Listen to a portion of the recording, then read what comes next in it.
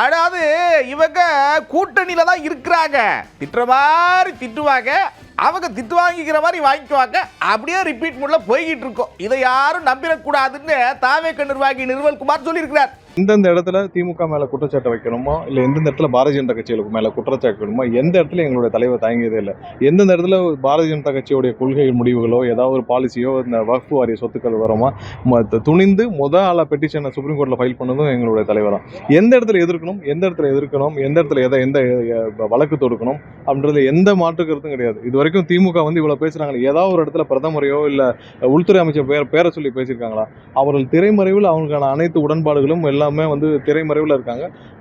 வெளியில பார்த்தீங்கன்னா சும்மா இப்போ கவர்னர்கிட்ட மட்டும் சண்டை மாதிரி காட்டிக்கிறாங்க. கவர்னரை எதிர்த்து தான் அவங்களுடைய மொத்த 5 வருஷம் அரசியல் இருந்துக்கே தவிர பிரதமர் எதிர்த்தோ இல்லை உள்துறை அமைச்சர் எதிர்த்தோ இல்லை. அவங்க என்னைக்காவது இங்கே வந்தப்ப பிரதமர்கிட்ட போய் கடுமையான குரல்ல இது அவங்க முன்னாடி கொடுத்துருக்காங்களே இந்த கருப்பு பலூன் கோபேக் மோடிலாம், இப்போ ஒரு தடவையாவது பிரதமர் வந்தப்ப அதை பயன்படுத்தினாங்களா?